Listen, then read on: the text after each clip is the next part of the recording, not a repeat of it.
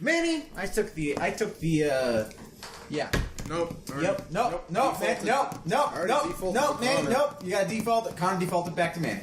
Manny? No default backs. What the fuck are we doing? Can't do that. No default. What are we doing? Too late. Nope. No. Paladin swears. Paladin squares?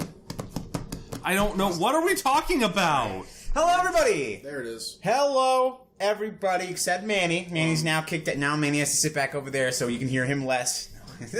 He almost fucking, he was like, wait a minute. I was like, well, fuck. He's about to be serious. Yeah. It is Fabi. Manny. Connor. And today's special guest, you know him. Manny, you a love second him. time. We can't. It's true, Manny's second time out, guys. I can't believe, oh my god, your second place Manny's amazing, alright? But, we can't play Mega Man X without him. It's... True.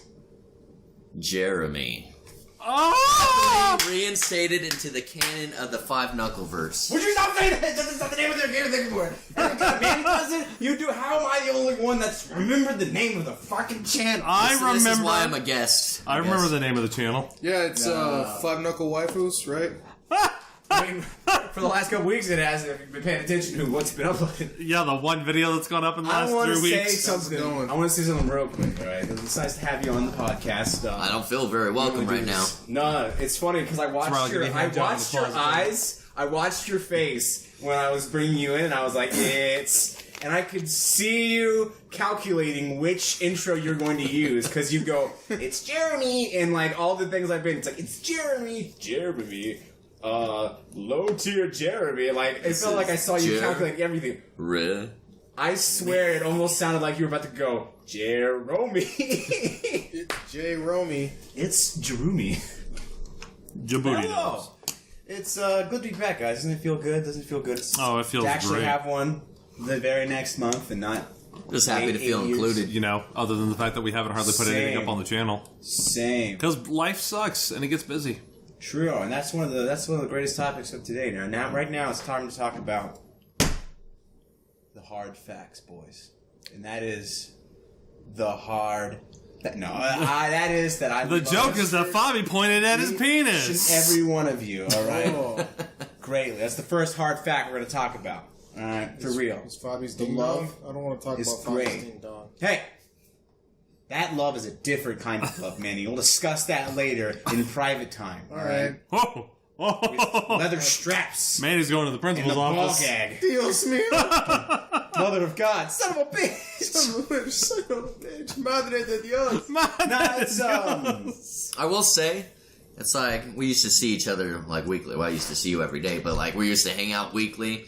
And it's like, man, that shit is hard to do nowadays. Mm-hmm. So seeing everybody together, like what used to just be commonplace, it feels kind of surreal now. Fabi always kept telling me whenever I was living out in Kansas, like, yeah, I go to my buddy's Jeremy's. We go like almost every other day, and I'm like, oh, that must be kind of cool to have consistent like. He's pretty cool. He lives in his mom's basement. I mean, that's exactly what I told him too.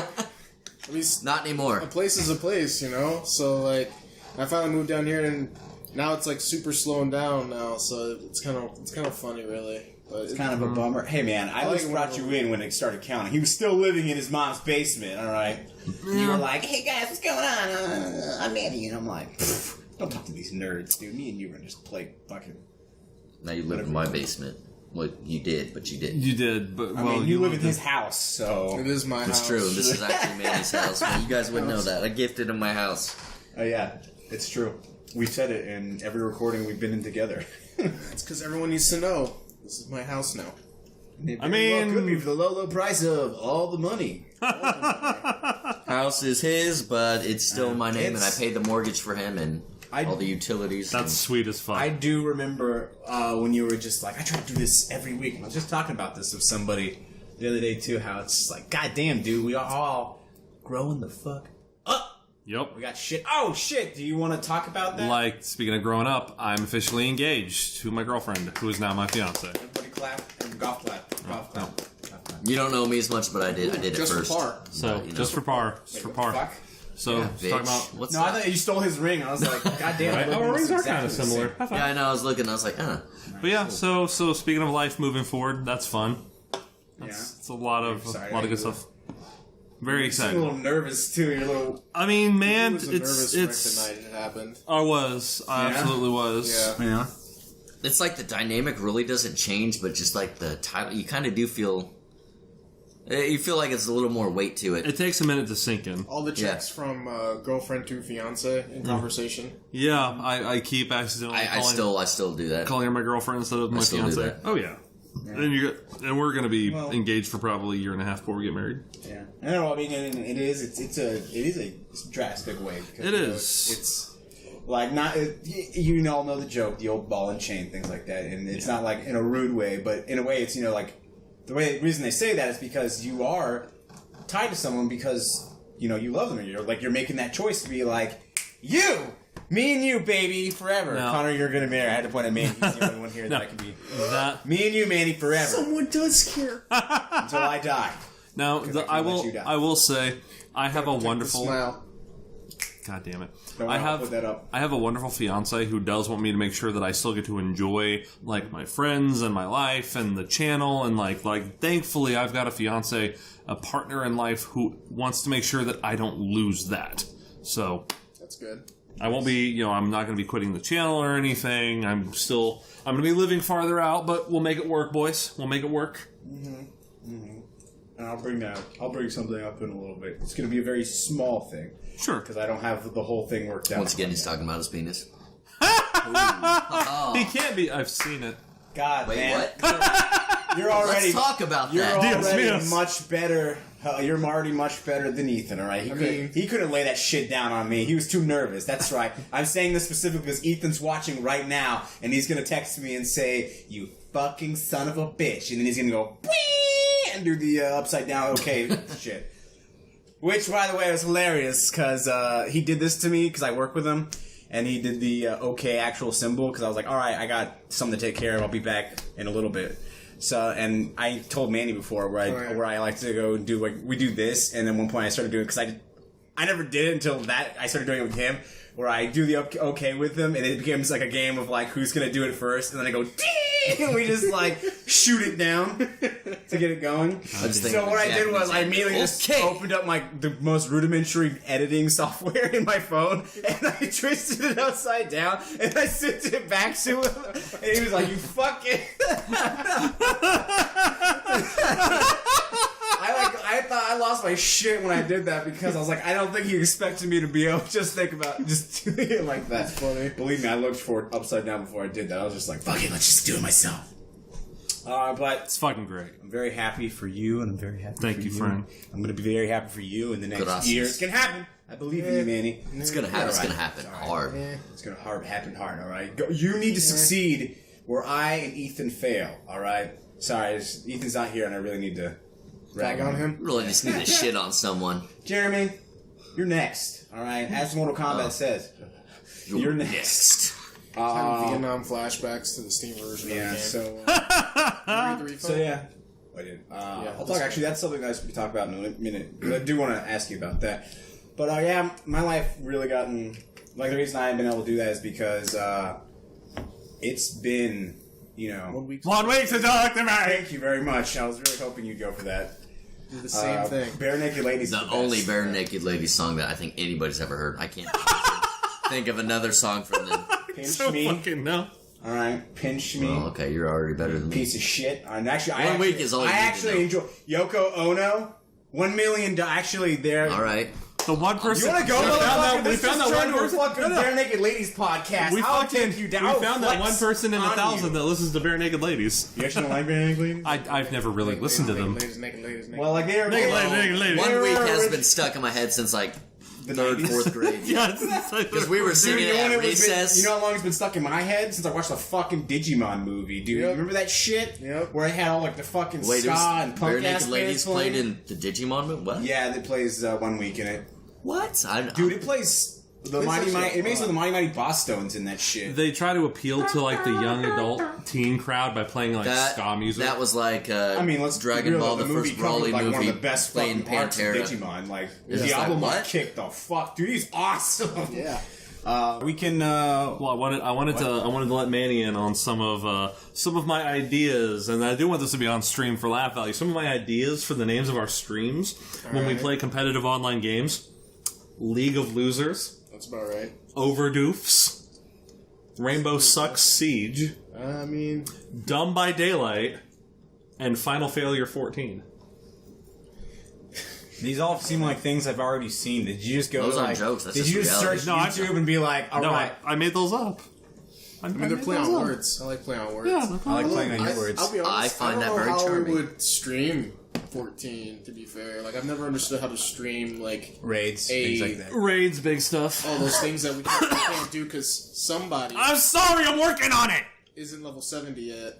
I'm working on it, Daddy, I'm working on This it. dude fucking started playing before you did. Right? How the fuck I'm did already you... level 70. Because I have a life! Connor, I'm 2 expansions Nothing you behind, don't. and I could Oh, I fucking don't do know. it in a That's day. I probably could too if I dedicated all my time to it. But I have other We just had this conversation. Your fucking loving, wonderful fiance was like, dude, you could totally do that. And I have other games to play, yo. Fuck those games, dude. Finagala? 14 rocks. I told him, dude. was I know. really damn funny. The week I hit 70 was the same week that Connor all of a sudden was like, I want to play Bloodborne again. And I'm like... Yeah, well, I've been I playing guess he's- Bloodborne again. I guess he's going to play Bloodborne again.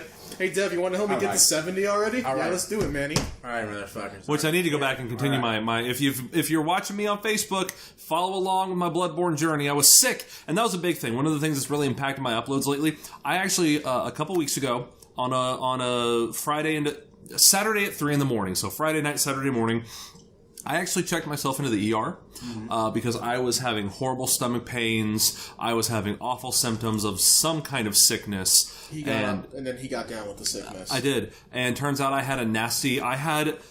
there's the normal like stomach virus that people get, and there's the worst version. I got the advanced version. I got the more experienced version. And I was in the hospital. I was actually in the hospital for like 2 days. Yeah. And I've been dealing with the symptoms on and off. Wednesday this week, I actually re-dealt with the symptoms again. Oh boy. And I should be fine. Okay. That's good. And I've been washing my Take your hands time, religiously. But so that's really impacted my recording because like there have been some days where I've just woken up like I don't have the strength to do Yeah, it. and that's Same. fine. Every day of my life for the last 3 years. Right? So anyway, that's me. Back to where we were going. No, I wanted to. Do we want to call put a that the pin on personal? that, and I wanted to say to you, hey, Yeah. you keep recording. I will. You fucking stream, Manny. I'll stream too eventually, probably maybe. I just need to figure that shit out. I'm just a tag along. Jeremy, you're not a tag along, dude. I give you a headliner, but you have more of a life than all of us. Well, not as Whoa, much as him now. that's- Both of that's- us combined, probably. No, I don't want you to have to worry about these things. All right, I already worry. Oh, I already worry I enough really for wasn't. both of these boys, and they're just like It's more like a what's bonus. up? Like, hey, I'm here. What's Connor up? worries a lot more, but Oh please, you're not going anywhere. sometimes He's doing the hand gesture. Oh boy. No, I was doing that to shake. I was like, because it's like, The reason I want to say that now is because I want to take a brief couple minutes to be like, dude, Final Fantasy 14 is fucking awesome. Yes, it you fucking is. talked about it. Now you're doomed. You're all doomed. No. I'm cool with a minute of Final Fantasy 14. I started playing because a bunch of my friends from Naka. What? Fabi got up How and did you walked not catch that? I'm cool with a minute of Final Fantasy 14. Oh, I was fucking not. You're not level 70, motherfucker. Goddamn. Holy shit. I play cool shit. I play games in waves. Manny knows this. He does. I pick a game, I'm hard on it for like a few months, and I play another game, which I've been trying That not to explains do. why the only series he's finished is Strike Suit Zero. Is what? Strike Suit Zero. I mean, you're not Oh, wrong. I know you finished Prey. I finished Prey. You finished Prey, didn't you? I finished Prey. I don't even remember, finished the dude. first Fall. I couldn't finish the Fall 2 because it was fucking bugged out on me. it bugged Yeah, no, I need to go back. I need to finish Darksiders 1. I need to finish Call of Juarez. I'll finish one of those at one point. I need to go back and finish Call of Juarez because I had a lot of fun with that game. It's such a good game. No, but no. He got it. He and his little posse got me into playing 14. Yep. I tried, Manny. I'm sorry. I mean, you tried very Well- not much, man. Well, I'm gonna shout out. Like literally, I think it was something- like, we got like you literally like, man, you should play this game. I'll even get you the base game. All right, done. I will get base game. If we get into it, then I'll buy the expansions myself. We got me set up. We got recruit a friend. We played the one day, which was the first day we did it all, and then like I think I asked you if you wanted to play like a few days later, and then I asked you a couple other times, but then every time I asked, you were busy or something happened. And then for the rest of like my trial period, just went out the door, and we never. I played. actually remember what happened now. I believe that was a bad period of time. Something happened not long after that, and I kind of was just like, Well, you never told me. Yeah. So sorry. like I said, I just kind of. But it's okay, man. I bought the fucking game anyway, so you can just shut up, alright? You shut up. I mean, we could. I mean, as long as the data centers and the what's it called? Yeah. Oh, that was also the reasons because we were waiting like a couple days anyways because we were waiting for the server I was in to be open. Oh yeah, because it's weird on. PS4. I was trying to level up my other characters' classes. Yeah. And we were just like, all right, we'll play on this server for a little while so you can check it out, give it a shot. Yeah, but either way, yeah, no. 14. We all play in that one server, whatever it is, Genova. Yeah. So I have no idea how yours goes, or if you'd be willing. No, I can't. There's only one reason I'd never play Final Fantasy 14 again, probably, maybe, and that would be if Sony let them put it on the Switch. Nah, not even that, man. See, if it went on the Switch, I would probably finally jump into it. Because they want to. The director of the game was just like, I would love to put this on the Switch. And it's crazy. See, I'm really behind because I've never touched it. You guys have all played it. My fiance, I don't know what level she's at. But wait, Sam plays 14? Yep. No way. Yep. That's awesome. She hasn't played it when I first met her, which is 2 years ago. She was playing it and then she stopped, so it's been a while. But she was pretty hardcore into it. I would say now she's playing ESO. Really? Gross. I've heard mixed things on ESO. I heard it was rough at first, but I think it's greatly improved now. That's good. That's good. But I don't know. Me and the first and actually only MMO of 2 MMOs. This is going to be embarrassing. Maple Story? Me too. Everyone plays Fantasy Star Online, which I'm proud of, and Maple Story, which I've actually invested quite a bit of money into Maple Story. God damn. Those were not... Same! No, we all played Maple Story. Same! Oh, I'm sorry. We were in middle school once. Yeah, exactly. Remember this, everybody? Adventure Quest. That is an MMO in a way. I actually passed on Adventure Quest. I also passed on RuneScape. Now, I never got the, what was it, the X-Guardian status that you paid money? Do you remember that? To be an X-Guardian. That would have to mean I admit to playing Adventure Quest, Jerry. Okay, so my little brother Joey, who we all know here. JoJo, yes. He played the ever-living shit out of it. All of his allowance money went to that game. Oh, I know that feel. That was me in the Maple Story. I wish I had allowance. He funded that creator's whole life and wedding because that guy got married and I'll have a question about that. Had a fancy wedding, this little thing, and then we can get to the big greedy because we are close to the halfway point. That was fast. Man, we're shooting the shit, dude. Oh no, what were we saying about the thing? I just wanted to bring it. I had that thing. My little brother poured so much money into that game. Yeah. And then he even got to the, what was it, Dragon Fable, the long-awaited spiritual sequel.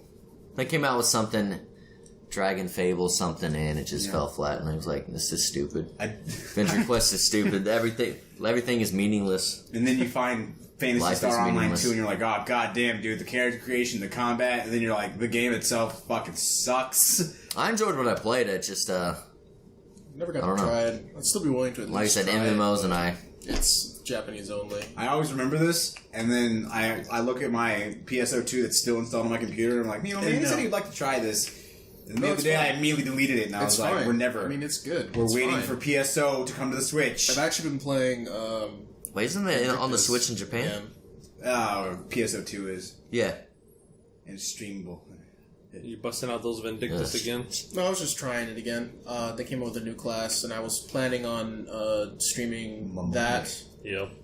Vindictus. I almost got a couple other free-to-play MMOs because I always enjoy free-to-play MMOs because there's usually some aspect of any of them. Most typically the gameplay. Because I love the way Vindictus plays. That's the only reason why I always ever come back to it whenever I'm bored. I played it briefly. Because it's so easy to just pick up, play, and feel very satisfied with the combat. DFO was the same for me. Yep. I got somewhat into it, but I never, jumped into it. I just, played it a bit. I liked what I played. Yeah. Even Terra for a bit, but I don't really have any really interesting thing getting back into that. We played Rusty Hearts for a little while. That was actually Rusty Hearts. That was 3D DFO, and I really liked it a lot. And it shut down though. Yeah, someone brought it back for a little while. There's probably a private server running around it. Oh, it was another DFO when a company picked it up and brought it back, but that was years and years ago. I liked the designs in that. I thought it was fun. Because it was basically beat 'em up Castlevania. Yeah, and there's another one that's also felt like GFO called Closers. It just came out, and hilariously enough, they came out with a Cryomancer class. Yeah, it's so funny too because she uses a rapier. So I'm like, so the character is Weiss from Ruby. Yeah, pretty much. Discount Weiss. It's kind of funny, but I don't know. Like I said, I've been dabbling around in those with a little bit of free time that I've had, and I'm always thinking about maybe streaming them one of these days. So that's a good one. Also, you guys could like stream the MMO, stream like the stuff like that, but do remember. We have the Mondays series, so you can do like that hour preview for people who just don't want to watch the stream or something. If they miss the stream, you can show them that, and then you just stream the stuff that you're doing, like you're experiencing. Continue on from like that preview as like streamings and stuff like that. So they always have like a starting point, and then they can be like, "Oh, look what this fucker's at now! Holy shit, dude, he's got the crazy sword! Oh my god, dude, he's fighting fucking Gilgamesh! Wait, what level are you in Final Fantasy 63. Oh my god, he's fucking fighting Gilgamesh! Holy shit!" I think I No, okay. That's to finish off. To finish off the Final Fantasy 14 thought. The reason I played it because my family got into it. I was like, I really wanted to play it when it came back. Yeah. The rubber board because I skipped the original because I heard it was bad. So I did too. Got on the rubber board. I fucking got to like 50. I played that shit for like 6 months. I beat the story. You all know the story, the tale after that. Just sat in the guild house, played fucking Triple Triad, made macros. That's it. That's all I did. No, Endgame was really lackluster, I heard. So, like, years later, I'm like, Heavensward, that's cool. It's an expansion. I was like, that's neat. Yeah, I don't have time and shit like that. And then, just like months and months later, I hear, oh, the Knights of the Round are the big bosses. I'm like, what the fuck? Oh, shit! Oh, my God! Oh, shit, God, we gotta do this! And I immediately just jumped right into it. They're a boss. It was a really cool boss fight. I had a lot of fun with it. And then, I didn't hear a damn thing about Stormblood other than samurais and red mages or some shit. And I was like, yeah, that's about it. Like, honestly, there was a new NPC that was introduced in Stormblood, who's my favorite. Gotetsu, I don't know. Uh-huh. He's the samurai NPC of that story. Oh. And he's hilarious. He's a comic relief. He's the reason why I actually sometimes don't skip the cutscenes. What? I was gonna say, where did that Final Fantasy Tactics event come in? Stormblood. Okay, because that's what made me pay attention to. I still never played it, but it was like you get to go to a place. It was like a time. It's like a raid or something that you get to do. So it's like a timed event that's already over. Yeah, I think it's still a quest line. No, I think it's still a quest line you can do. It's just like the Monster Hunter quests are still in the game. Gotcha. You get to go to the place, and then they give when you they initially came out, there was an event, and then the content just kind of stays, which I like. It's really nice. That is nice. Like right now, there's a collab with 15, which really basically the only thing that matters. Yeah, literally the only thing that matters about the entire thing is that for completing the quest and going to the gold sauce or the casino place, you can buy the 4-person mount, which is the car. You can get the regalia. I hate that I actually know the name of that car. Yep. But then there was Shadowbringer, and I was like, "Oh, I watched that trailer. I had to fucking hold on to my wallet with great fucking force, Gunblade. because I was like, no, it wasn't even the fucking Gunblade. Like I saw that, and I was like, it was pretty badass. And then even Josh was like, "Yo, what? You can be fucking Leon." No, dude, what got me? And I was like, the story of it was what got me that shit. They were like. I was like, oh, cool, we get to save the world, we get to be the Warriors of Light, like usual, classic Final Fantasy story. And then the fucking God of Light or something comes down and goes like, y'all motherfucker, you fucked up hard. And I'm like, what? You have to be the Dark Knight? I was like, oh my god, you're the Warrior of Darkness? Like, oh my god, and, what the fuck is happening? And for me, that's awesome because Dark Knight is one of the things that got me into that game because I'm a little edgelord and I love the Dark Knight. Dark Knight's fun. I love the black and metal and spikes and great swords. I'm just like, give me more. He likes to cut his hand on the mouse because the mouse is also just too edgy. Plus, I prefer to use the astrologist over the that makes sense. Dark Knight from Heavensward because the fucking macros I could make with that shit was just too good. Because I was just making fucking Magic, Yu-Gi-Oh, whatever fucking card game I could think of. References. Astrologian. Yep. Astro religion. The astrologist was awesome. But yeah, I'm gonna be plowing through. I bet you are. Yeah, that last little bit of stuff. I see. The issue is I'm in the story portion before Stormblood. Man. I need to finish that so I can get into Stormblood. You made it Final Fantasy 14. You know, it comes out in July. I've got all of May and June. I'm almost done with Stormblood. So. I thought Shadowbring was out already. No, it comes out soon. It does come out in the summertime. Yep. I think It's still subscription based. It is. $14.99 a month. You know, that's how I got to 70 so damn fast, because for pre-ordering it, you get that damn earring that speeds up XP. It doesn't matter if you get to 70, you gotta get to the content that being 70 matters for. I want to bring up the fact that I wore the Moogle hat that they gave for the people that bought the game originally, like... my name's Fabi, I'm cool. No, that's not the part I was doing. I was explaining to you what the Moogle hat I have is. What is it? It's a Moogle hat that you only got because you pre-order it. I was explaining it was a pre-order bonus for the original game. Or the original base game. Yeah. I wore that all the way through to level 50. That's impressive. And there was no glamour until Heaven's Word. So I beat the fucking final dungeon with the goddamn Moogle hat on. You basically gimped out a piece of gear on your build. That's funny. That's because I was like, I just like the Moogle hat. I was like, I didn't want to take it off. I just thought it was funny. I respect that, actually. Yeah. I respect the play. Nobody else did. They were like, what the fuck do you have that Moogle hat on? I was like, because commitment. The fuck doesn't matter to you, bitch? Well, idle level didn't really matter until after the max level, that is honestly. true. So let's get to the meats. The meaty meat sandwich. The meatus. You're About the sandwich. first half of the podcast was just a good sit down chit chat. All right, so where do we want to start? I've got some topics. I got a list of topics we could talk about here. I got a little bit of Endgame, a little bit of Mortal Kombat 11, JoJo, maybe some gaming news. What do you think? We'll save the gaming news again for the last little bit because I don't have any necessarily. I have a bunch on head, but do we want to talk about We're talking about Endgame. Talk about motherfucking Endgame. All right, do we want to put down? Yeah, Yes, absolutely. Yes, it's absolutely there. This is your spoiler warning. I was going to tell you, Connor, it's a literal image that came up in the middle of the screen about 30 seconds ago. Yes. Well, that works for you too. Do you want to add a timestamp as well? Do you want to add a timestamp as well from when we stop? I'll try. So, if Fabi can do a timestamp, there will be a timestamp. If there's a timestamp, go to that time. And we will be done talking about Endgame. It will literally be a timestamp. But we are going to discuss... More work for myself. There will be spoilers. Turn back now or jump ahead if you don't want spoilers. All right. Or just go watch Endgame. Or just go see fucking Endgame. What's wrong with you? Motherfuckers, alright. God damn. All right. You got the point. All right. Sorry, watch Endgame. I needed That a is the 5-second point. lull so they understand. Don't listen. Don't even waste time listening to us. Watch Endgame instead. Really. True. But yeah, no, we're not gonna hold anything back. Listen, guys. All right. And here's if you fucked up and you actually kept playing, we're not fucking around here. All right. Iron Man's dead. Iron Man's fucking dead.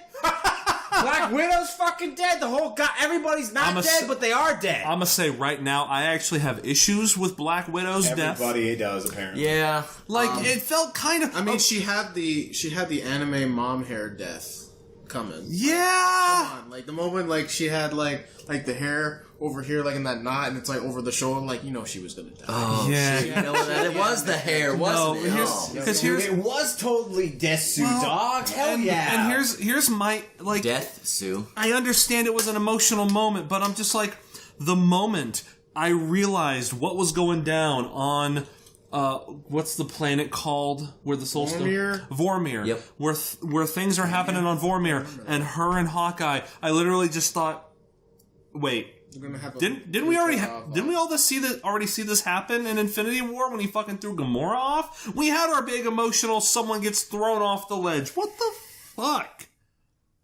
And I just felt like there was no emotional impact in her death. It was sad, but yeah, the impact wasn't there. Especially... and I like Black Widow, and I was pretty sad to see her go.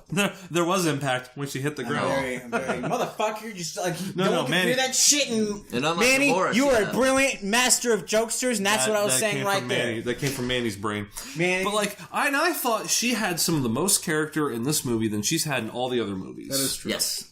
Like, that first scene of her or that early scene of her trying to hold everything together with Nick Fury gone and half the Avengers gone, and she's just trying to hold shit together. I'm like, God damn, now this is some fucking character development. I think one of the biggest things I've heard, like, one of the critics I watch used a really good word to describe that first third of the movie. It's like a funeral. It's like watching a funeral in slow motion. Because just that 5 years later, it's just like, people are still coping with the losses, and like the impact was there. Well, and like, okay, Thanos dying within the first 20 minutes of the movie, I was like, what the fuck are we in here for? Holy God! I already knew like time travel was going to be a thing. As I told Manny in that moment, I thought this movie's 3 hours, not 3 minutes. God damn. Dude, that was the exact same thing I said to Ben. So like just that like, well, bam, he chops the arm off. There's some exposition. Well, bam, oh no, Thor, what did you do? You told me to go for the head. That like, you can just see he's broken. Like, I went for the head. I went for the head. I went for the head. And it's just like, so like a lot of people. Now he's reliving that battle. Yeah, in Wakanda. He feels responsible for it. Yeah, I mean, which obviously shows with the melted ice cream, but Lebowski should love that shit. Okay, fucking Fat Thor is funny, that was hilarious. but I kind of wish like they would have let the joke go. Like, I mean, after the big Lebowski line, like 20 minutes sooner. 20 minutes. that was like peak. Him feeling like he can't do it anymore. And that scene with his mom, that was tugging on my heartstrings. That was really but we really needed to drop the "ha Thor's fat now" jokes like 20 minutes beforehand. Yeah, but it's more along the lines of like, think about it for a minute there. Like Rocket, like briefly glazed over it, but if you really think about it, I get it. He lost his home. He lost half of the people from his home. He lost basically everyone in his family, for better or for worse, like Loki. Like, it was just loss after loss after loss. He lost more than any other Avenger. After the end of Ragnarok. So, even on the God of Thunder, that's going to take a toll on someone. It's actually, that's one of the biggest parts of Infinity War that I like, is like, Thor has some of the most... Thor steals the fucking movie in Infinity War. Oh yeah, easy. And it's such a tragic character arc, because you see this character growing and growing, and I have to be the hero. I have to do this. But in the end... I have to lead my people. In the end, he lets the one thing he couldn't get over was his own hubris. And he wanted Thanos to suffer, rather than just killing him. And it cost the universe. Yeah. And it's heartbreaking to see him in that state. One of the best memes I've seen, by the way, is it's a post that says, women, I see Avengers Endgame for the plot. Yeah. The plot thickens. No. It's a picture of Chris Hemsworth when he's all sexy and shirtless, like, the plot. And then the first comment is, little do they know, the plot thickens. I saw that. That got me. I love that. Beautiful. But no, so apparently there's some people upset with Fat Thor, thinking that the movie was making fun of obesity. Oh, come on. I didn't see it that way. No, I didn't see that way either. Like I just explained it. I saw it as a broken man trying to cope with all of this shit he's been dealing with. And food is a really good and easy way to cope with sadness. Yeah, apparently Fortnite too. That was the biggest issue I had with any. Like, at least get Apex Legends. Come on, guys. No, it was... At least play fucking JoJo Battle Royale, right, guys? Hey, at least it wasn't PUBG. It was based on the deal that they had Thanos in Fortnite back then. Right. And that was their payback to them. That's why I was there. That makes sense. That makes sense. You know what? That does make a lot of sense. I completely forgot about that until you just mentioned that. Yep. So... Also, at the time, there was another crossover deal. So we can accept that rat, by the way, was the hero of the story, right? Yes. That one rat that happened to turn on. Everybody's been saying that. As soon as I went home, that was in fucking 30 articles that were in the thing was just the rats. Deus Ex rat. 10 years of build up, a rat just saves everybody. Even one of the Russo brothers was just like, there's a timeline where that rat didn't save him, and that timeline is just fucked. Yeah. Yeah, it is. So they went to a conference, this explains some of the things, Captain America, what actually happened when he went back and lived his life, it's an alternate timeline. It's not actually the past. He's living in an alternate past, and he had to jump back to the future that is the one he's from. So they did confirm that he did jump back to the original future. Otherwise, that would complicate because a bunch of things. Because their past doesn't write the future. Right. That's interesting. So then for me, that begs the question: did he jump back to his original timeline when that Peggy Carter passed away? It's a possibility that he did, because he seemed to live through a full life, and that's probably they don't go that it's probably the last thing he's going to do. Is he returns the shield. There were a lot of moments in that last 20 minutes that made me cry like a fucking little kid, and I know you were right there with me.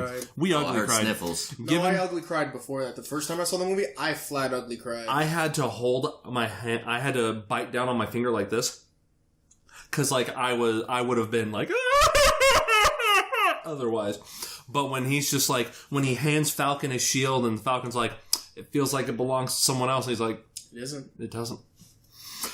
You bring that up. Oh, man. I wanted to talk, this is something I actually wanted to talk about last time, but I had to brush off. Because we didn't get to, for those of you at home, when we went to see Endgame, usually, we spend like 3 hours outside the movie theater explaining what, or like. But it was a 3-hour movie. It was a 3-hour movie. It was 1 o'clock in the morning, and I had to be at work at 6 o'clock in the morning. A lot of us had to be at work I was early. waiting on Connor to get back from the restroom, and then I come outside and everyone was gone. I had to pee. All right, I guess. I made it through the whole movie without peeing, but I took like a solid minute. I drank my drink in the first 20 minutes of the commercial. And I was like, I did that too. I was like, is it fun to go pee now? I broke down. I had to, man. I had to. I picked a good scene. First time I saw it, I had to go to the bathroom, but that was because I had numerous alcoholic beverages beforehand. But I sat through the whole thing. But I was going to watch it 3 times that weekend, so I was like, I can afford to go. It's fine. So I never got to say this completely now, because fuck Thor. Fuck Captain America. I don't give a shit about that. You know me about that. We were at each other's throats during Civil War. No! To hell with that pathetic display. Iron Man. Iron Man. That's all you care about. I know. Hey! Fuck Iron Man, alright? Spider-Man's where it's at. That was the highlight of the movie for me, man. Oh, okay. Not really. Iron Man was the greatest part of that movie for me. And his final line, and I am Iron Man, that was a last minute addition. That's what really? They were trying to figure out, because they had, fucking Thanos being like, I am inevitable. And then they were like, we've got to have Tony Stark say something. And then they were like, because in the first Iron Man movie, him at the end saying, I am Iron Man. It was completely improv. I heard that too. Yeah, that was completely. Then the first Iron Man, when he says "I am Iron Man" at the end, it was improv because he wanted to say the line, and then they were like, one of just the random screenplay writers was just like, "I have an idea," and they were like, "Oh yeah, that's fucking good. Call Mr. Junior in here. We need Mr. Downey in here. We need to film this. Someone get Robert!" And they fucking filmed it that day, and those were Iron Man's last words. I am Iron Man. See, so you guys all, cried. You had like a fucking baby. Silent, single tear. Didn't. And this is going to lead into something that I've been hearing from more people recently about overall the movie. But I didn't. And, not really, tears didn't really well up either. Because the fun thing was, I was just so into that moment. I was so hyped at that moment with Iron Man, the fucking gauntlet going back and forth, the battling that was happening, all the crazy shit that was going on there. And then Iron Man, and he looks to Doctor Strange, and he's just gets the one thing. So Iron Man has to do what he has to do. Oh, you accepted in that moment. At this point, I was like, I'm still who's going to die? Someone's going to die here.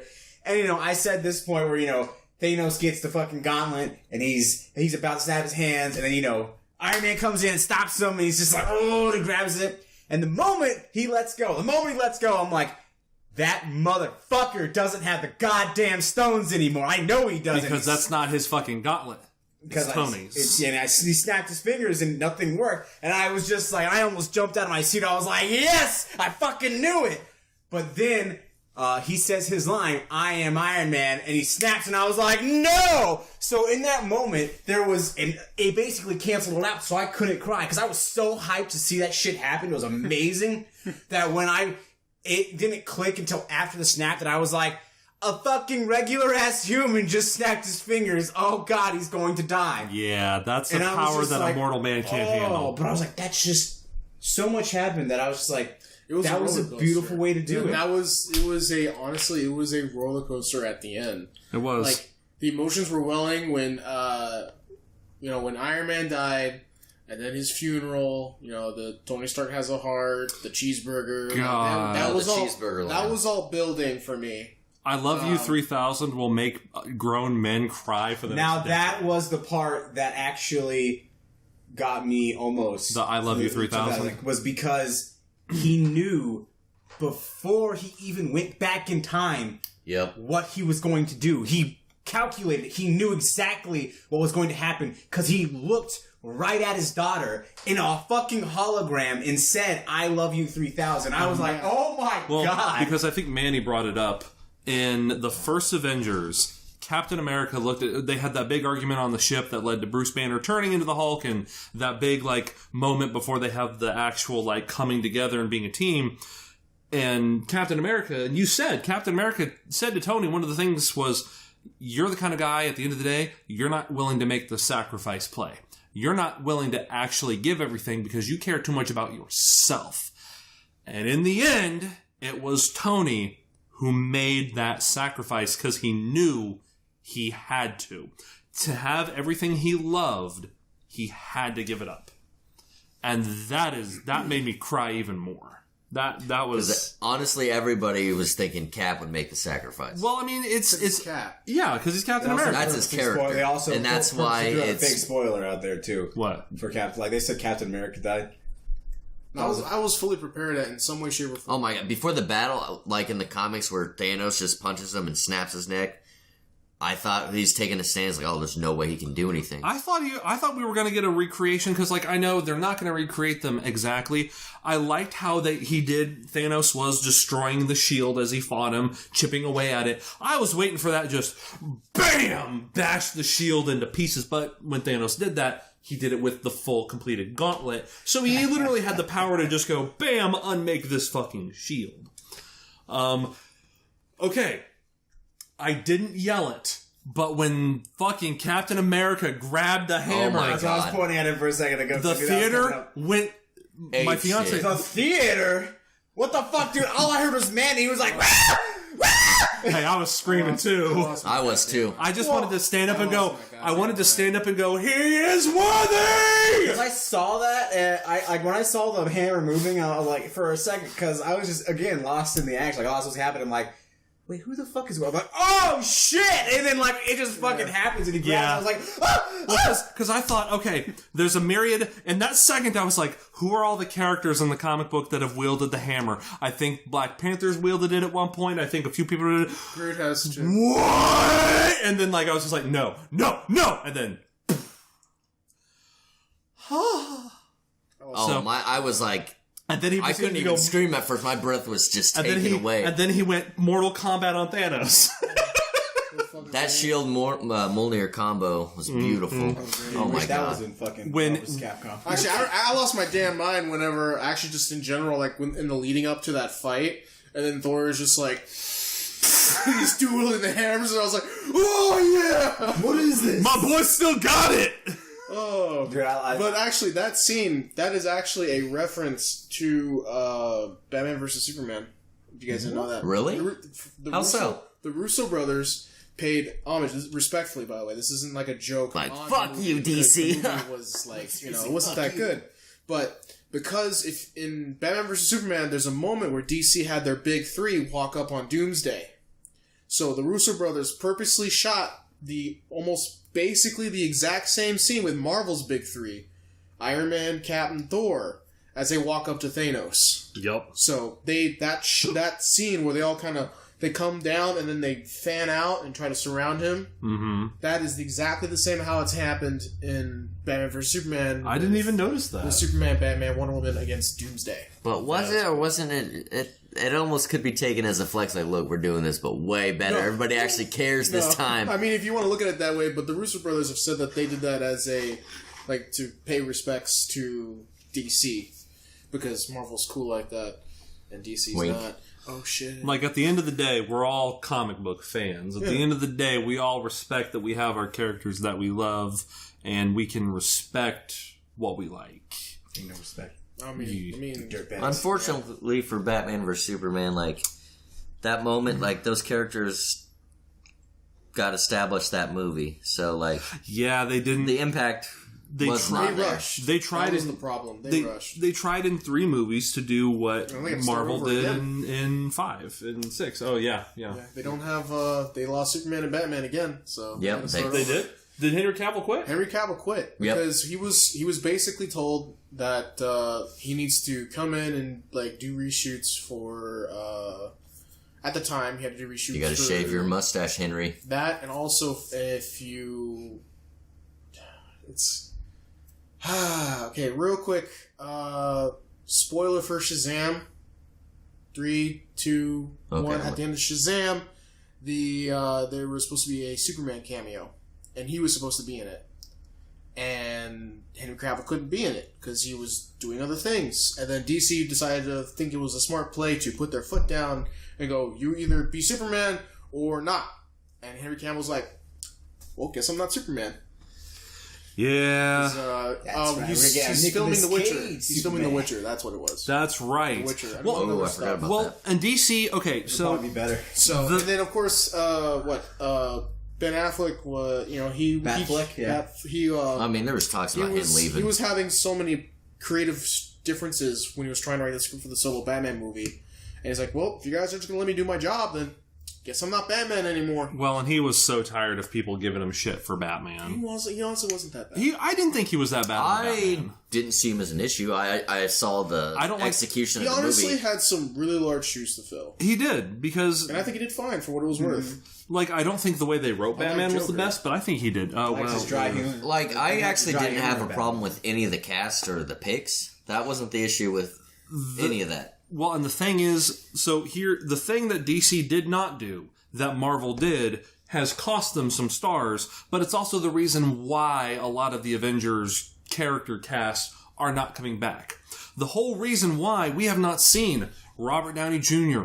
or fucking Chris Evans in other things is because in their Marvel contract, they are exclusive. They're not allowed to do other things. That's why... that's one of the reasons why Chris Evans is done. He's done. He hates being Cap now. He doesn't hate the character. He hates that he is not allowed to do anything else. Which is why he just directs. Which is fair. Right. That's why he was able to film Snowpiercer, because like in it was a technically Japanese movie. Yeah, it was in the fine print. Like he can't do like any American movie or something like that. So it's like, well, I'm just gonna do this not American movie, and then we're like, yeah, okay. And they couldn't do movies and stuff, but he did, I believe he did Broadway for a little while. He did some stuff. He couldn't do movies. DC never put down, hey, Henry Cavill, you're in this for fucking 6 Superman movies and you can't do shit else. We got you forever. Which, I mean, still backfired on them anyway, because if you think about it, like I just mentioned, the reason that he's not Superman anymore is because he's doing other things. And they couldn't put their foot down on him. He's preferring to do the other things. Well, and the main difference is Chris Hemsworth. Although Chris Hemsworth's contract is up, Chris Hemsworth has said numerous times he'll happily play Thor till the day he fucking dies because he loves being Thor. He's fucking good. It looks like Guardians 3 is going to be fucking amazing. Yeah, it looks like he's going to be in Guardians 3, which makes me so fucking happy. Oh, and you know what else they just kind of said? What? Beta Ray Bill is going to be... Beta Ray Bill! Yeah, this was a couple days ago. I forget the source, but they said, hey, with Thor being on the team now, Beta Ray Bill's going to be in this bitch. Yeah. Thor 4, more Thor than ever before.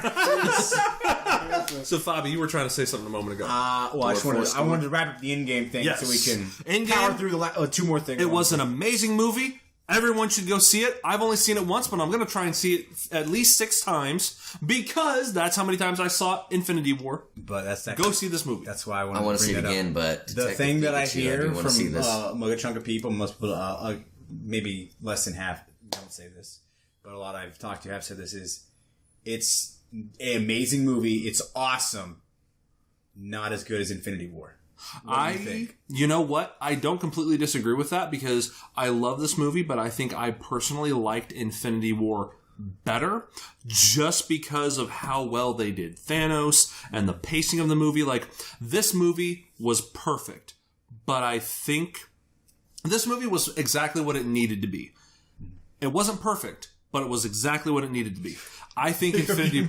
It's perfect. Wait a minute. Well, I had to rescind that. Yeah. It wasn't perfect, but it was perfect for what it needed to be. Yep. I feel like Infinity War was a perfect movie. Like, Infinity War, in my mind, is like the mountaintop gold standard of what a movie should be. I loved it. The way I phrased it is in terms of writing, because Infinity War hit all of the beats, and it hit all the beats correctly. And it did. It was the build-up. Mm-hmm. It was everything like that. And as much as Iron Man is like a big takeaway from Endgame, and like there's a lot of lesser stuff. Now, Black Widow, they made Black Widow set up. They purposely did all that. They showed her being that strong character while some of the other ones were just trying to get away from what happened while she was still kind of keeping it together. They did that on purpose because they wanted to make that scene more dramatic again. Yep. And they did that. But the biggest takeaway was just Iron Man. The whole movie basically built up to it. His family, his everything, the throwbacks, the everything like that throughout the whole movie. But what Endgame was after the climax. Infinity War, in terms of writing, there is, the starting the conflict, the rising action, the climax, the falling action, and things like that. But in certain writings, there's the falling action, and then another climax, and then the continuing descent in the falling action. That's what Endgame was. Mm-hmm. Infinity War was the first half, big climax, everyone, you didn't know who was going to die. The actors didn't know who was going to die. There was only 2 people who were really worried about fucking dying in this movie, and that was either Captain America or Iron Man. So that really reduced things down.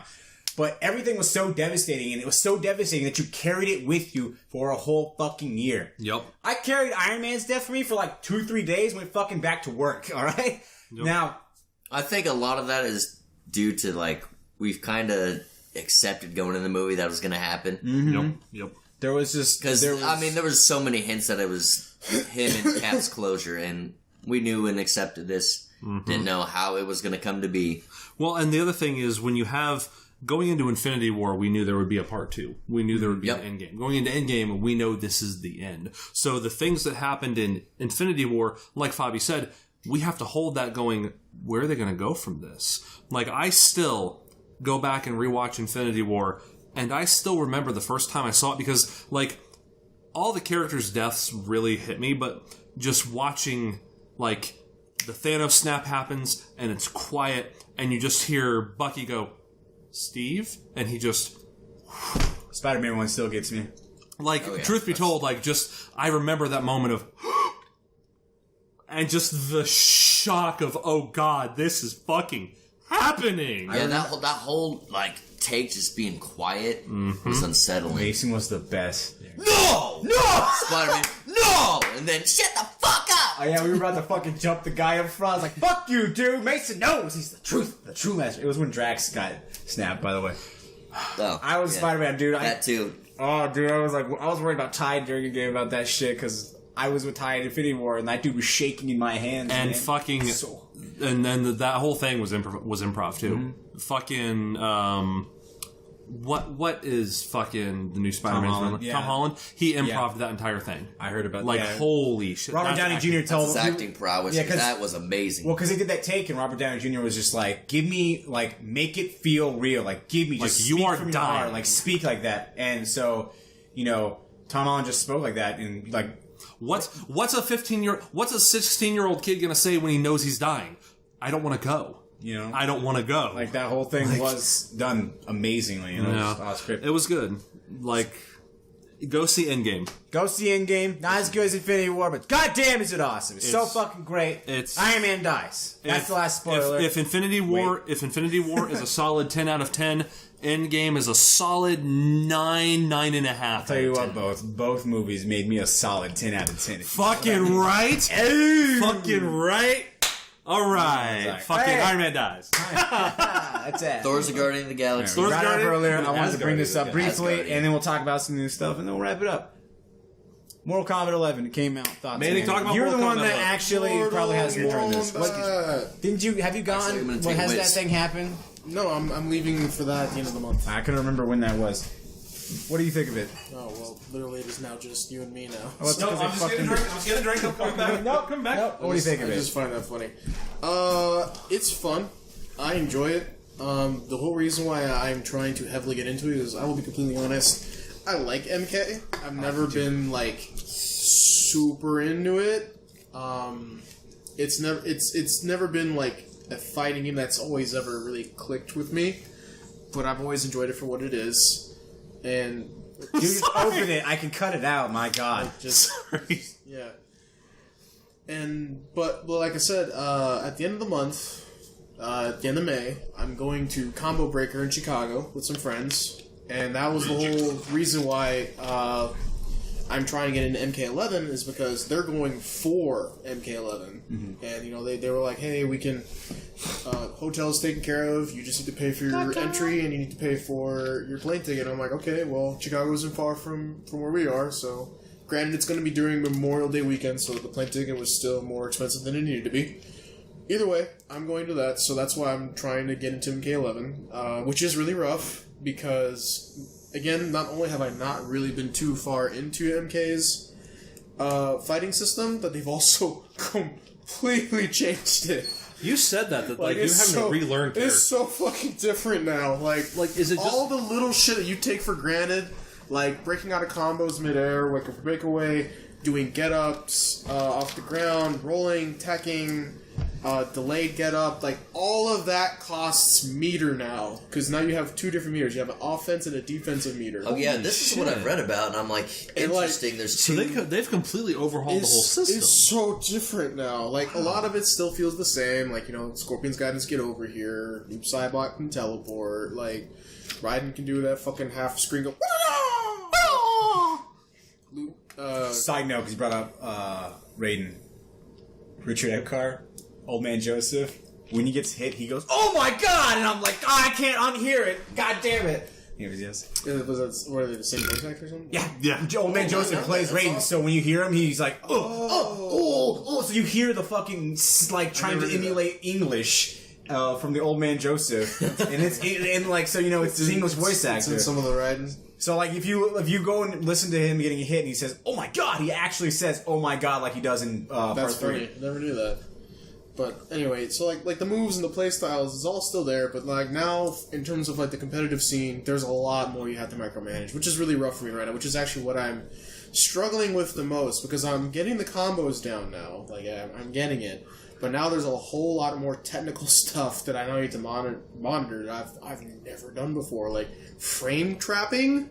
I just learned that that's a thing. Oh, that's I mean, for me, personally, that is a new thing, frame trapping. I understand it's a terminology that's used in just about every fighting game, but, like, there's a fucking tutorial on it in the game. That's how I found out about it. So See, I'm just like, no Jesus other Christ. fighting game really teaches you that.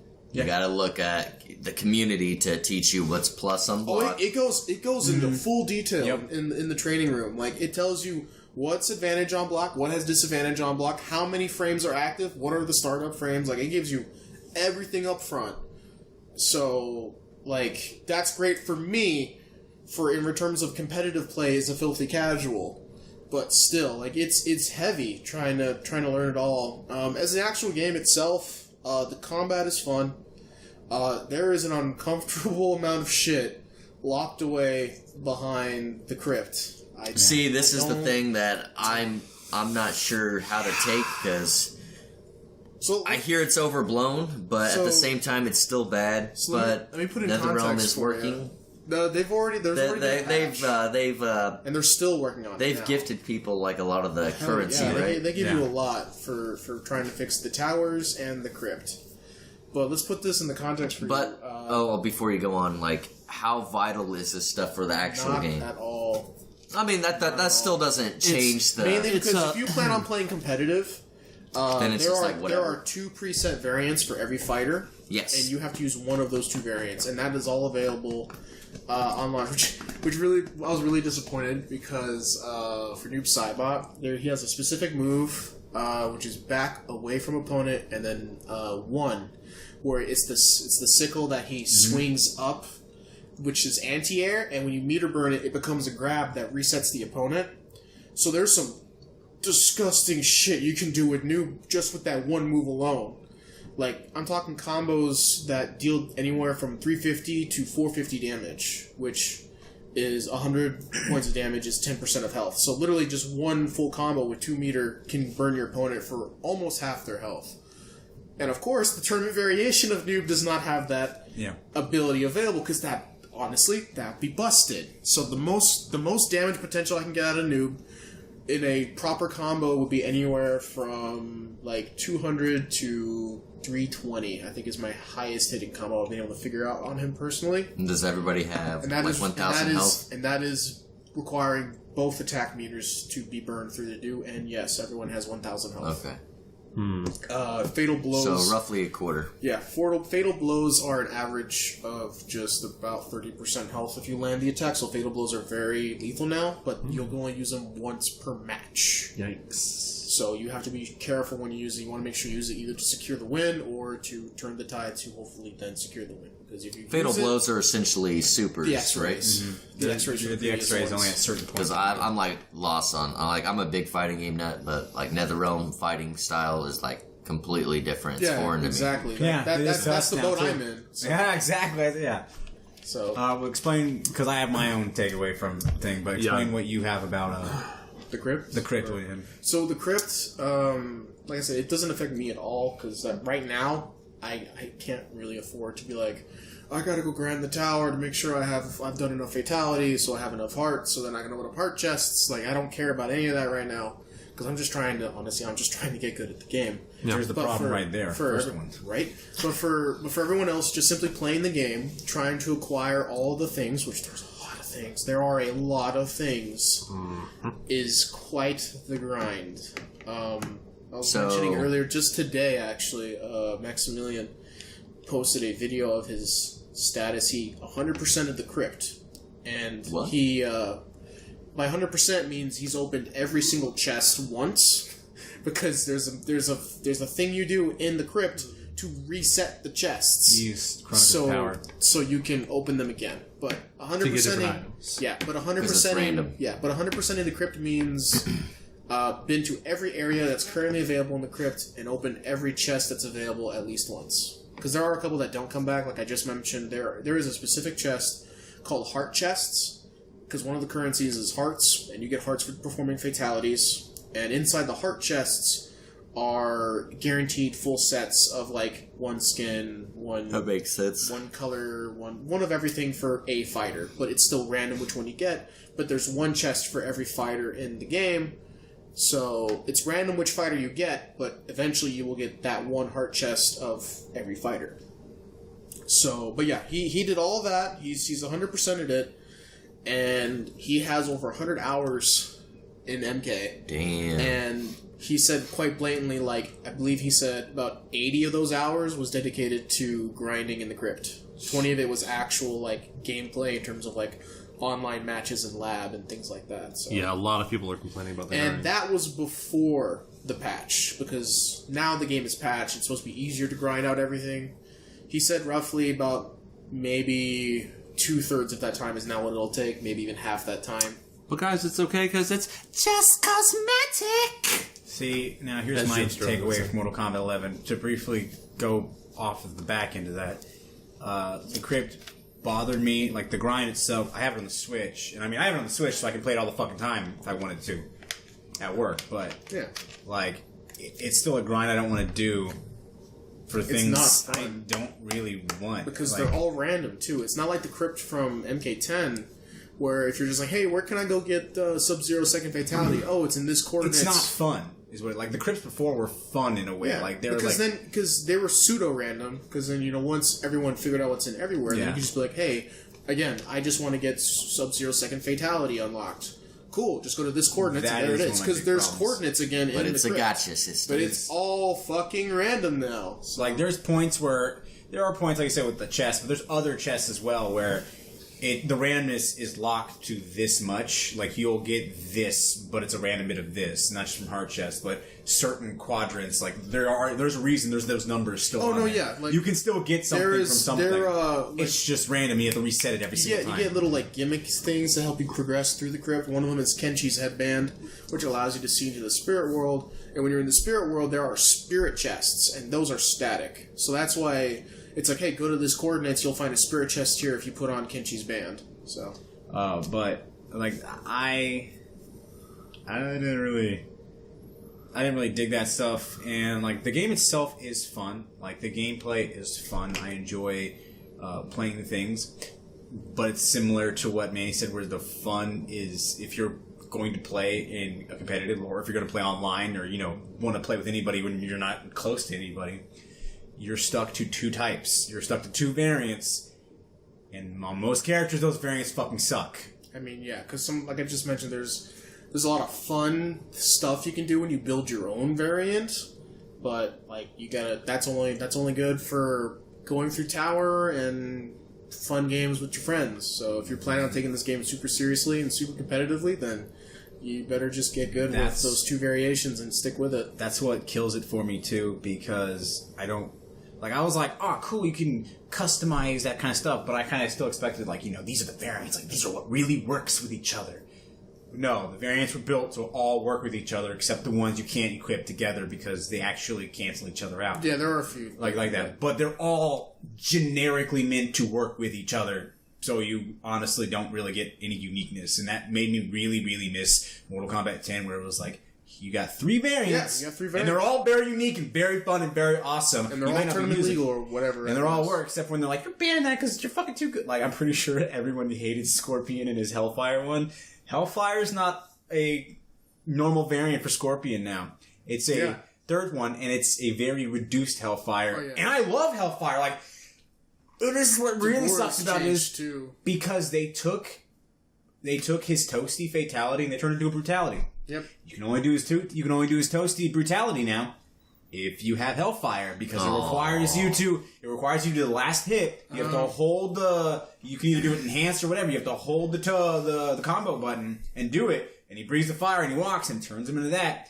But you can't do it. Can't do it in tournament. You can't do it. That's another thing that also I don't really particularly care for in MK11.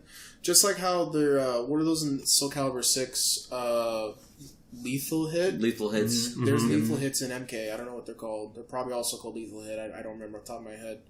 But basically, those are in MK, but they require specific timings for them to work. Mm-hmm. So, for example, the one I know for Noob has back forward 2.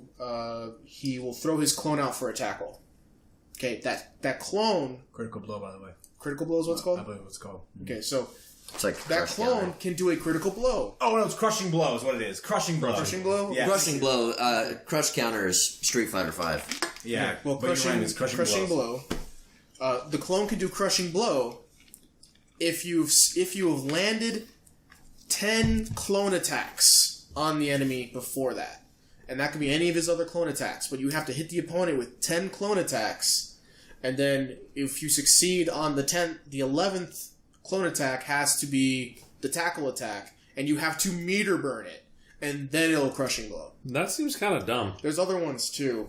Universally, everyone's is the reward worth it? It is. I mean, it can be some stupid damage depending on the crushing blow you get.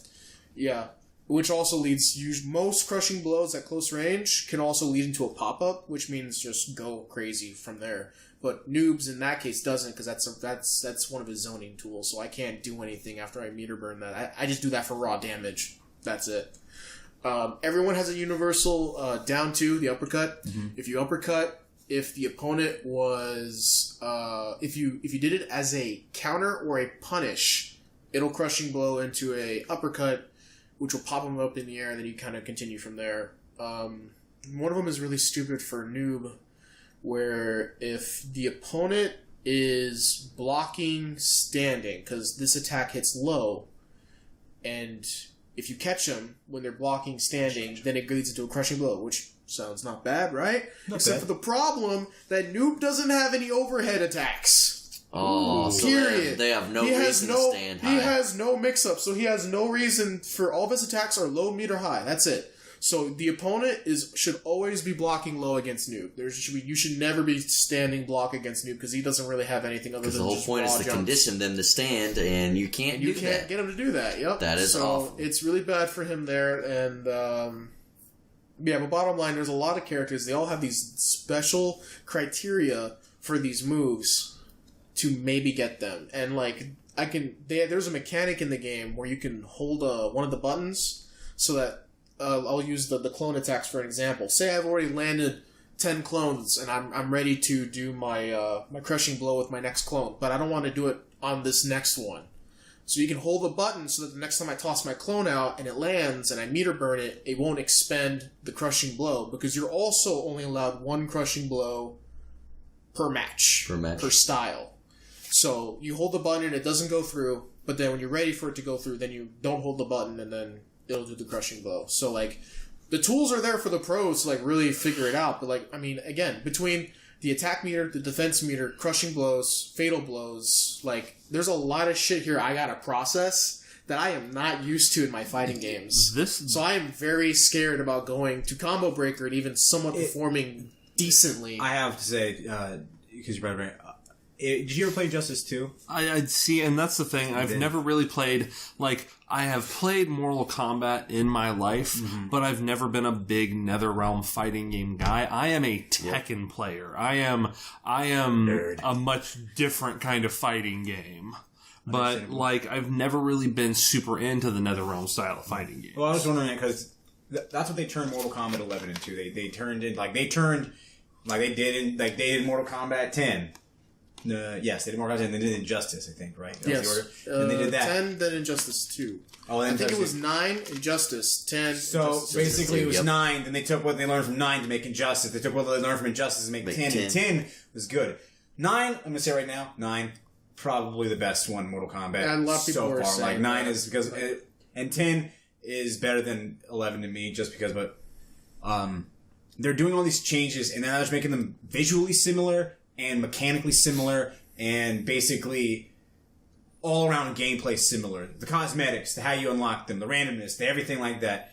Like, when I saw all that stuff, I was like, okay, that might be cool, but I thought maybe like there was like a level up and you just get that shit. And you're like, you know, you're just playing it and get it. You get it more in story. You get some illusory stuff in story modes, unlockables. And I was like, okay, it sucks. And it just makes me miss costumes, you know, like just give me fucking costumes. Let me select the character. Let me select the variant. Let me select the costume. Let me go fucking kick the shit out of somebody. Let me do all the moves. Like, taking away the moves was like the thing that made me sad. Because I tried to beat Manny, and I know Scorpion. I've beaten Manny and Scorpion every fucking Mortal Kombat game we played together. This is true. And I can't do it in 11 because they absolutely tore him apart. They took away his fucking low sweep where he grabs him and he flips him. Remember that one? Yes. You grab him. Batman had the exact same attack too in Injustice, which I thought was funny. Yeah, and that's why I love Batman. They took that away. They took away a lot of his hellish moves. In 10, he could hold his teleport and then just teleport in any way or cancel out immediately. That shit's great. That's a variant now. You can't cancel your teleport anymore. Yeah. You have to enhance variant, cancel it. It sucks. It's stupid. His enhanced spear... I don't like some of how they handled his enhanced spear in 10 was he would throw 2 out and it would do more damage, and that shit was awesome. And they made his spear an attack, not a grab. Because it grabs him and takes him, but then he takes his sword and he knocks him up this way and throws him behind him. And it's just iffy. Now if you enhance it, he'll, instead of slashing him, he'll knee him in front. And it puts him back in the And it's a crushing blow if you do it from the max distance. Yeah. There's just all this stuff, and this is from Scorpion. I've played other characters, but Scorpion is the one I love playing the most because he had a lot of fun stuff to do because it was simplistic, but it was just a lot of fun doing the things. Mm-hmm. But the overall game to me, like, story was good. I liked the story. I thought the story was fun. The story's always good. The story kind of... I YouTube all the stories. I mean, I'm that guy. I don't want to... It might be a spoiler, but yeah. I've already seen it. Yeah, it was. I didn't want to talk too much about the story because it was just that. But the game itself, like, every time I play it, like, I played it at the college. Just, I was like, all right, motherfucker. I was like Gavin or John or something. I was like, just play Mortal Kombat with me. Fun. Because Mortal Kombat, down to its roots, still fun to play with people. But when I actually want to play the game, if I want to train, if I want to do that stuff, I don't like. This is my problem with Street Fighter and games where it's like there's a technical skill to it, a really hard technical skill to it sometimes. Yeah. I don't want that to be where the fun starts. I don't have time. I was gonna look at you. I don't have time to sit. I don't have time. Play on my goddamn legs and shit, being like, yeah, motherfuckers, don't watch me play Street Fighter because I'll blow if you do. I don't have time to do that. I don't have time to practice the dumb, stupid shit. Like, I tried practicing the combos in Mortal Kombat 11. I really did. And I looked at everyone's list, and it's like, Scorpion's is like, he's got some solid, like, you know, casual combos where it's like nothing complicated. Everyone else has like 30 fucking combos, and there's some that's like 4 buttons, there's 2 buttons, and there's ones where it's like fucking fatalities from the original game. And I'm just like, I want to play this character. I can't do that. I've never been the best at combos because it's just a thing in my head. So when they added too much about that to Mortal Kombat now, I'm just like, I don't have as much fun. Because what was it? Jerome in Mortal Kombat 10 was amazing at Melina. Like, he played the shit out of Melina. You ever see that? It was at your birthday party we had. And like, we just went back and forth, back and forth, back and forth. He beat me a whole bunch. But like, Jerome was fucking good at Mortal Kombat 10. I could still fucking beat him. Like, it was very, very rarely and very, very, like, out by the skin of my teeth. But I still had the ability with even the basics, with even somewhere in between the basics and the intermediate level that I play those. I was still able to beat him. I was still able to win one out because I knew enough and I knew how to connect things together enough. And I was practicing the Inferno style and doing all that stuff. Yeah. In this one, there's just... The gap between casual and actually playing it is large. And you're experiencing that, like you said. It's huge. This is not a game for a casual player. There's too much in there. And I like playing it in a competitive sense, but that gap is too big for me to go across and be like that. I just can't dedicate my time to this game where if I like playing it, I can naturally get it. Because I eventually do that in the Mortal Kombat games. It's just, I was like, I just want to buy Mortal Kombat 9. But yeah, that's my feeling on Mortal Kombat 11. It's all right. It's fun when I get to play it with people, and especially when I can beat them. Like, it's really funny. Like, I'm going to Combo Breaker, and I'm like, do I sign up for MK and Soul Calibur? And now I'm just like, I really would rather just sign up only for Soul Calibur at this point. But like, I'm going with some friends. The whole point is so jealous, we all want to go Soul to jealous? MK. So there's always evil, baby. Yo, Marvel, baby! Relive my 2011. Hey, let's churn out a little bit of news. Has anybody got any news that they've heard recently? I have a couple on my hash. I had a couple things on the bow. What do you got? What's your opinion? Well, just talking about right, Mortal Kombat 11 blows, yeah. Well, talking about Mortal Kombat 11 brings up some topics that have been brought up about NetherRealm Studios and a bunch of studios. I think I know what a topic that's kind of been discussed in the industry now. I read this just this morning. So. About the crunch.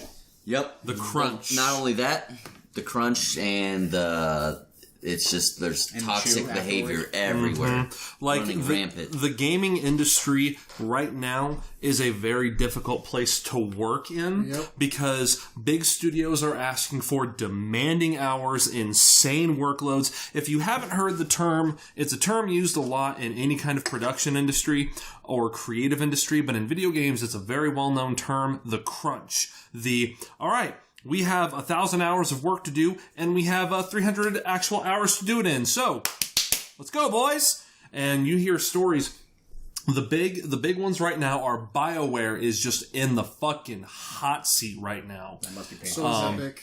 And so is Epic. Because right now, BioWare has had, they've had named employees go to the media and talk about the bullshit that they're put through. 100-hour work employees. Yes. Yeah. 100-hour work weeks. People having to sleep on their chairs at the office. And then BioWare plays it off and goes, it's BioWare magic. Yeah, that's the term. The game industry is under a lot of scrutiny right now because there are a lot of companies that are pretty much breaking labor laws. But because they use several journalists have used the term the gun to the head defense because they'll say, well, we're not putting a gun to their heads, but at the same time you kind of are because you are making it very clear that this is what's expected of them. You're only supposed to work 40-hour weeks, but you're expected to work 50 to 60. And the argument that is unofficially is we're not forcing you into overtime. but if this work isn't done, you're fired. Exactly. Yep. It's not gun to the head, it's job on the line. It's exactly. Like everyone's expendable in the gaming industry. And there's a thing that's funny when you say that, because I was just reading something else about a different side. You might get this, because actually we all probably get this, because, well, two of you at least were artists. The anime industry, our game industry is Japan's anime industry. Oh, and the manga industry too. Oh, yeah, the anime manga, where they overwork the shit out of their employees, pay them next to nothing. Oh, yep. Yeah, the animation industry in Japan, you think they get paid meager wages, like the equivalent of like I think $30K here is pretty much what they're making. And what was sad to me is someone who works on JoJo. Part 5 which has really great animation. They're really adapting the manga. Part 5 is probably like the most consistent like art direction. It looks like a Rocky drew it himself. It looks really, really good. And it just sucks because someone comes out and just like, yeah, you don't come to Japan to do anime. Like, don't people here doing it because they're like, we really love doing it, and we don't like. And they're telling people who go over to there from here, don't do that. Like, as much as you love it, it's not worth it. It's awful and terrible. And it's funny because that you bring up this about our industry is I told the same thing to somebody from my work who was telling me like, they're like, I'm going to school to be an artist. And they brought up, they're like, be a concept artist. And I was like, just recently, I was just like, I have mass respect because not only do you choose an artist, which is a sea of people in the gaming industry, who are just made to make other people's crap and draw other people's crap. Yep. You chose the actual high-end version of that job, where it's a smaller lake of people where you're going to have to be hand-picked because you're not the sea of people they can just hire. You have to be handpicked to do a concept of someone's idea and basically help create that character, and then not be kicked to the side and become the sea of people who are meant to draw the fucking concept character. Yep. It's like, it's like you can't go into a AAA. Like I remember Manny when he's like, I want to work for fucking Bungie. Bungie's the shit. And I knew people were like, oh dude, it'd be great to work for Square, or it'd be cool to do that shit. Like, work on a game for 12 years. I want it's 13 years. But no. I would never, ever, in this day and age, or I don't even think in any day and age right now, as it sees, to say, go work for a AAA studio. It's the best. No. Now, some might be doing good. Some might be doing this stuff. I don't fucking trust that, and it's only a lull, alright? The only really successful studios these days are a good handful of the indie studios because, they don't have every goddamn thing breathing down their neck. And, okay, I'll say half for good measure. Half aren't greedy motherfuckers. Yeah. There's none of this bullshit. There's a lot of indies now. I think a lot of the work it's a lot more raw passion. And instead of adhering like we're a AAA company, we got to have this, and this as the publisher demands. Do it. And if they self-publish, that's even the worst because they demand of their own goddamn people. Like, they're demanding so much of their own people and developing at the same time. Like, I feel like that might have been one of the issues with Kingdom Hearts 3 and that shit because it's something they have to get over because they let it go so long and they push the people there. And I thought like a good example, I think, of something not a big gaming industry doing this is, or someone in the gaming industry basically creating is, what the fuck is it? Bloodstain. Yes. You have Iga, who made one of the greatest kind of fucking Castlevanias or greatest games ever.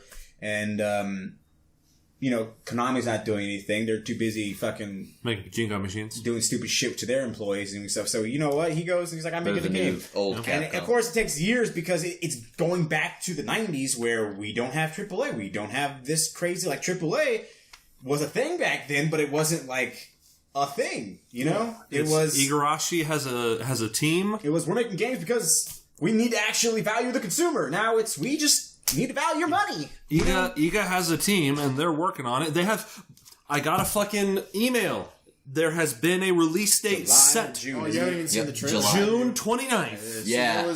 That trailer was hilarious. That trailer, it was hilarious, but at the same time, I find it kind of heartbreaking because I can imagine the turmoil going through. Yeah, that was really rough. So, Connor, sounds like you haven't seen this trailer yet. I haven't. There was a trailer for Bloodstained that when they announced the release date of the game, and it opened up with just some regular gameplay that's just been about the game already, and then you're just kind of watching it, and then all of a sudden comment threads start popping up slowly one by one on screen, and they're all negative reviews of the game so far, like game looks like crap, why does the game look like it was from the PlayStation 3, Xbox 360 era, why is everything so dark, what's with all this washed out textures, just really harsh critiques. Aw, man. And the last one that he puts really large in the center of all of the sea of comments was, game looks like poop. And then it cuts to him sitting in a chair with some wine. He takes a sip of the wine, and he breaks it and goes, I will prove them wrong. And then the rest of the trailer is old and new footage of the game. Where they completely changed the way the game looks. Like, It is bright colors. It is more detailed textures. Like, it is insane looking at. Like, it's crazy how much it's changed. Like, I have not been following the game. We'll watch it after this because you have to see it. I don't trust Kickstarter anymore. I have been following it, but I don't watch trailers. I try to not get overhyped about things. Like, I should be hyped about this, though. I don't trust Kickstarter for video games anymore because of what happened with Mighty Number 9 and a bunch of other games. A former god becomes a hack. But so that I haven't been keeping up with Bloodstained, and honestly, like my expectations were seriously low, and I am not going to back the game, but honestly, some of the critiques that were not just simply like game looks like shit, some of the actual ones like the game looks a little too dark, and I'm like, yeah, it kind of is, but then it's also a gothic game. Yeah, exactly. To an extent, I understood some of the harsh critiques of the game before that change. Not that I agreed with any of them to a large extent, but I understood some of the critiques. And I feel like the new version of the game looks, I think was a good call. The game looks even more impressive now, so I'm looking forward to it now. Finally, I'm going to be picking it up myself. So excited! So. I did like one of the higher end backings, so I get like the nice. So I get a Steam code, I get the nice hard case with a physical copy of the game, I get the art book, I did one of like the high-end backings, I was like, yeah! And now my investment is finally coming back! Alright guys, but gaming industry kind of blows. Kind of blows right now. Lesser gaming industry. Well, I was gonna wrap that up by saying, back to all those critiques and just people shitting on the game, people pour their heart and soul in these games. They do. Hundreds of hours. Yeah, and it's thankless because some guy just like, shit. This looks like shit. I mean, fuck your work. Like that's why I'm not too critical of what they're saying about the game, because it's like Sonic the Hedgehog. It's oh jeez. Oh my god! Were we next time. All right, now next But time. like, yeah, it's a lot of people are hard at work making this game. Yeah. So there's a lot of there's a lot of salt you got to take with any kind of review. But I don't know his name. The creator seems like he literally took it to heart to make that trailer, and I can't believe the amount of Koji Igarashi. He might have had to put everyone through to make those changes, and I hope that they're all okay. If you ever want to remember the Castlevania guy's name, just remember it was the name of I used for my character in the L5R game that took Wally 6 months to figure out. My last thought on it before we wrap Was up it just and do Eden? the outro. No, Koji. Before we do that, is I honestly would have played either version of the game because I was gonna play it either way. I like animations were rough, things like that, but I was like, dude, I fucking played. I like Simon's Quest. Seriously. And that game's a fucking piece of shit. I go back and replay the old Castlevanias on a regular basis. Like, it does not bother me. the original Simon's Quest is a piece of shit. And I'm just like, alright, it's dark. Alright. That's what I thought we were going to get. So like that's what I was expecting. that was all right for me, but I do get what Manny says. Like for me, it was 50-50. I can agree with what they're saying, but it's also fucking Castlevania. I don't care. Yeah. So I'd play that shit. It's the closest thing to Castlevania I'm ever gonna get. Igarashi, just pour it in my mouth while it's still hot and just let me have it. All right, though. You're gonna have it. That's what we got. Also, Sonic the Hedgehog looks fucking awful. Oh my god! Next time we'll talk about And that's why and I a can't month wait from to now, see it. when we can talk about this. When a month from now, when we might see The recreation where they're like, we changed some of the shit. But thank you all very much. We all appreciate you. This has been a fun episode. Listening to us and looking at our little funny pictures that I put up, and I put all my heart and soul into. I'm always excited to see the little pictures you put in. Dude, I'm gonna try my best. I'm gonna try to get this out as soon as I can. Tomorrow. But I might be dead. But I would definitely be fucking dead. I'd be like, listen, guys, I love you. And then it goes up, and then you're like, Bobby, where are you? And I'm like,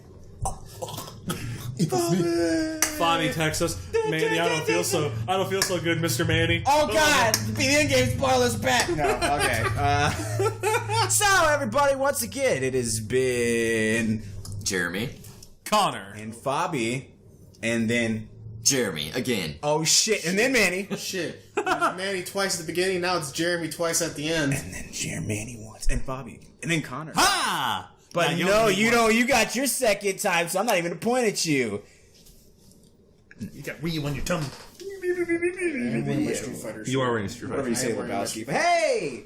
Thank you all very much for watching. We do hope you enjoyed it. We hope you enjoy our company. We hope to have Jeremy back again with some of this stuff. And we hope to have Jeremy stream some good shit with Manny or by himself if he really we'll thinks have to he can figure out handle a it. good time to do that. You motherfuckers, Devil May Cry 3. Me and Jeremy are going to play Devil May Cry 3 at some fucking point. I haven't played it since high school. Probably so it's after- going to be a blast from the We'll past. play it like in a year when I get moved into the house with my fiance. God, motherfuckers.